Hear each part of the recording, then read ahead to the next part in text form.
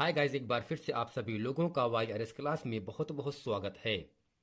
तो दोस्तों, आज की इस पूरे वीडियो में हम विषय सामाजिक विज्ञान, पहला चैप्टर आपका है यूरोप में राष्ट्रवाद का उदय। यानी दोस्तों, यूरोप में किस प्रकार राष्ट्रवाद का उदय हुआ, प्रारंभ हुआ। और दोस्तों, इस चैप्टर में जितने भी परीक्षा की दृष्टि से जितने भी महत्वपूर्ण प्रश्न हैं जो एग्जाम में आते हैं और आएंगे, मैं आज उन सभी प्रश्नों को इस पूरे वीडियो में हम अच्छे तरीके से पढ़ने वाले हैं। तो दोस्तों, यदि आपने अभी तक हमारे channel Y S class subscribe नहीं किए तो इसे आप सब्सक्राइब जरूर कर लें, ताकि इसी तरह के नेक्स्ट वीडियो आप लोगों तक आसानी से पहुंचता रहे। प्रश्न नंबर दोस्तों एक आपके सामने कह रहा है, पर्शिया का ऑस्ट्रिया के साथ पर्शिया का ऑस्ट्रिया के साथ किस संधि के द्वारा युद्ध विराम हुआ। यानी दोस्तों, पर्शिया और ऑस्ट्रिया के बीच युद्ध हुआ था, और यह जो युद्ध हुआ था वह किस संधि के, वह किस समझौते के द्वारा विराम हुआ, अर्थात युद्ध को समाप्त कर दिया था, युद्ध रोक दिया गया। तो दोस्तों, इसका उत्तर क्या होगा? वियना की संधि। यानी दोस्तों, पर्शिया का ऑस्ट्रिया के साथ वियना की संधि के द्वारा युद्ध विराम हुआ।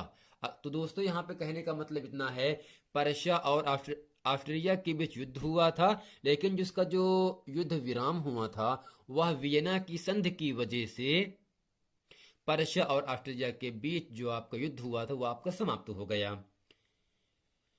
दूसरा आपके सामने कह रहा है, फ्रांस और पर्शिया का युद्ध कब हुआ। फ्रांस और पर्शिया का युद्ध कब हुआ? तो दोस्तों, फ्रांस और पर्शिया का युद्ध 1870 ईस्वी में हुआ था। यानी 1870 ईस्वी में फ्रांस और पर्शिया का युद्ध हुआ था। प्रश्न नंबर 3 है, फ्रांस की क्रांति कब हुई। तो दोस्तों, 1789 ईस्वी में फ्रांस की क्रांति हुई। दोस्तों, कब हुआ था? यानी 1789 ईस्वी में फ्रांस की क्रांति हुई। प्रश्न नंबर 4 है, प्रथम स्टेट कौन होते थे। प्रथम स्टेट कौन होते थे? तो दोस्तों, क्या होगा इसका उत्तर? प्रथम स्टेट पादरी होते थे। तो दोस्तों, प्रश्न नंबर 1 क्या है, वहां पर होगा, पर्शिया का ऑस्ट्रिया के साथ किस संधि के द्वारा युद्ध विराम हुआ। वियना की संधि। फ्रांस और पर्शिया का युद्ध कब हुआ? 1870 ईस्वी में। और फ्रांस की क्रांति कब हुई? 1789 ईस्वी में फ्रांस की क्रांति हुई। और दोस्तों, प्रथम स्टेट कौन थे? तो दोस्तों, क्या होगा इसका उत्तर? प्रथम स्टेट पादरी होते थे। प्रश्न नंबर दोस्तों 5वां आपके सामने कह रहा है, मॉन्टेस्क्यू ने किस सिद्धांत का प्रतिपादन किया। तो दोस्तों, अधिकार विभाजन। तो दोस्तों, मॉन्टेस्क्यू ने अधिकार विभाजन का सिद्धांत प्रतिपादन किया। प्रश्न नंबर 6 है, बिस्मार्क जर्मनी का चांसलर कब बना। बिस्मार्क जर्मनी का चांसलर कब बना? तो दोस्तों, 1862 ईस्वी में बिस्मार्क जर्मनी का चांसलर बना। प्रश्न नंबर 7 है, फ्रेडरिक हीगोल फ्रेडरिक हीगेल कौन था। तो दोस्तों, इसका उत्तर क्या होगा? जर्मन दार्शनिक। तो दोस्तों, जो आपके फ्रेडरिक हीगेल हैं वह जर्मन के क्या है दोस्तों? दार्शनिक हैं। अब दोस्तों, प्रश्न नंबर आपका 8वां आपके सामने कह रहा है, the spirit of law the spirit of law नामक पुस्तक के लेखक कौन था। दोस्तों, इसका उत्तर क्या होगा? मॉन्टेस्क्यू। अर्थात द स्पिरिट ऑफ लॉ का जो पुस्तक है, इसके जो लेखक हैं वो कौन है? मॉन्टेस्क्यू जी हैं। प्रश्न नंबर 9 है, द्वितीय स्टेट किसे कहते हैं। तो दोस्तों, इसका उत्तर क्या होगा? द्वितीय स्टेट कुलीन वर्ग होते हैं। जैसे कि जो प्रथम स्टेट है उसमें दोस्तों पादरी आते हैं, लेकिन जो आपका द्वितीय स्टेट है वह कुलीन वर्ग को आता है। प्रश्न नंबर 10 है, सामंतवाद का अंत कब हुआ। सामंतवाद का अंत कब हुआ? तो दोस्तों, 4 अगस्त 1780 ईस्वी में सामंतवाद का अंत हुआ। प्रश्न नंबर 11 है, 1861 ईस्वी में संयुक्त इटली का शासक कौन था। तो दोस्तों, कावूर जी जो हैं वो 1861 ईस्वी में संयुक्त इटली का शासक बन गए थे। प्रश्न नंबर 12 है, इटली का एकीकरण कब पूरा हुआ?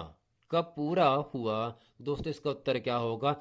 1871 ईस्वी में इटली का एकीकरण पूरा हुआ। प्रश्न नंबर 13 है, गैरीबाल्डी कहाँ का निवासी था? गैरीबाल्डी कहाँ का निवासी था? तो दोस्तों इसका उत्तर क्या होगा? सार्डिनिया। तो दोस्तों गैरीबाल्डी जो हैं वह सार्डिनिया के निवासी हैं, अर्थात निवासी का मतलब होता है रहने वाले। तो गैरीबाल्डी सार्डिनिया के निवासी थे। अब दोस्तों करते क्या हैं, इस पूरे प्रश्न को एक बार हम अच्छी तरीके से रिपीट कर देते हैं। अब इस प्रश्न नंबर आपका पहला यहां से कह रहा है, पर्शिया का ऑस्ट्रिया के साथ किस संधि के द्वारा युद्ध विराम हुआ था? तो दोस्तों इसका उत्तर क्या होगा? वियना की संधि। यानी पर्शिया का ऑस्ट्रिया के द्वारा वियना की संधि की वजह से युद्ध विराम हुआ। प्रश्न नंबर 2, फ्रांस और पर्शिया का युद्ध कब हुआ था? तो दोस्तों 1870 ईस्वी में फ्रांस और पर्शिया के बीच युद्ध हुआ था। प्रश्न नंबर 3 है, फ्रांस की क्रांति कब हुई? 1789 ईस्वी में फ्रांस की क्रांति हुई। प्रश्न नंबर 4 है, प्रथम स्टेट कौन होते थे? प्रथम स्टेट कौन होते थे? तो इसका उत्तर क्या होगा? प्रथम स्टेट पादरी होते थे। क्या होते दोस्तों? होते थे पादरी होते थे। प्रश्न नंबर 5 आपके सामने यहां से है, मॉन्टेस्क्यू ने किस सिद्धांत का प्रतिपादन किया? मॉन्टेस्क्यू ने किस सिद्धांत का प्रतिपादन किया? तो दोस्तों इसका उत्तर क्या होगा? अधिकार विभाजन। मॉन्टेस्क्यू ने अधिकार विभाजन सिद्धांत का प्रतिपादन किया। प्रश्न नंबर 6 है, बिस्मार्क जर्मनी का चांसलर कब बना? तो दोस्तों 1862 ईस्वी में बिस्मार्क जर्मनी का चांसलर बना। कब दोस्तों? 1862 ईस्वी में बिस्मार्क ने जर्मनी का चांसलर बन गए। और दोस्तों प्रश्न नंबर 7वां आपके सामने यहां से है, फ्रेडरिक हीगेल। फ्रेडरिक हीगेल कौन था? दोस्तों जर्मन दार्शनिक था। यानी फ्रेडरिक जो हीगेल हैं वह जर्मन के दार्शनिक हैं। प्रश्न नंबर 8 है, द स्पिरिट ऑफ लॉ। ये दोस्तों क्या है? एक पुस्तक का नाम है। एक पुस्तक का नाम है द स्पिरिट ऑफ लॉ नामक पुस्तक के लेखक कौन है? तो दोस्तों इसका उत्तर क्या होगा? मॉन्टेस्क्यू। यानी दोस्तों मॉन्टेस्क्यू ने द स्पिरिट ऑफ लॉ नामक पुस्तक की रचना की थी। प्रश्न नंबर 9 आपके सामने कह रहा है यहां से, द्वितीय स्टेट किसे कहते हैं? द्वितीय स्टेट किसे कहते हैं? तो दोस्तों इसका उत्तर क्या होगा? कुलीन वर्ग को। यानी द्वितीय स्टेट जो है उसमें कुलीन वर्ग के लोग संबंधित हैं, यानी शामिल हैं। प्रश्न नंबर 10 है, सामंतवाद का अंत कब हुआ? और दोस्तों 4 अगस्त 1780 ईस्वी को सामंतवाद का अंत हुआ। कब दोस्तों? 4 अगस्त 1780 ईस्वी को सामंतवाद का अंत हुआ। प्रश्न नंबर 11 है, 1861 ईस्वी में 1861 ईस्वी में संयुक्त इटली का शासक कौन था? तो दोस्तों कावूर। यानी 1861 ईस्वी में संयुक्त इटली का शासक कावूर जी थे। कौन दोस्तों थे? कावूर थे। कब थे? 1861 ईस्वी में। कहाँ किए थे? इटली का शासक कौन? कावूर। किस सन में? 1861 ईस्वी में। प्रश्न नंबर 12 है, इटली का एकीकरण कब पूरा हुआ? तो दोस्तों 1871 ईस्वी में इटली का एकीकरण पूरा हुआ। प्रश्न नंबर 13 जो कि इस पूरे वीडियो का अंतिम प्रश्न है, 13 आपके सामने कह रहा है, गैरीबाल्डी कहाँ का निवासी था? तो दोस्तों गैरीबाल्डी जो हैं वह सार्डिनिया के निवासी हैं। कहाँ के दोस्तों? गैरीबाल्डी सार्डिनिया के निवासी थे।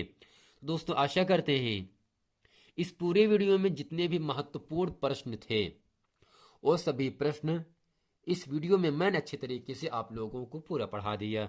आशा करते हैं दोस्तों ये पूरा प्रश्न वीडियो आप लोगों को समझ में आ गया होगा। मिलते हैं फ्रेंड नेक्स्ट वीडियो में, तब तक के लिए थैंक यू।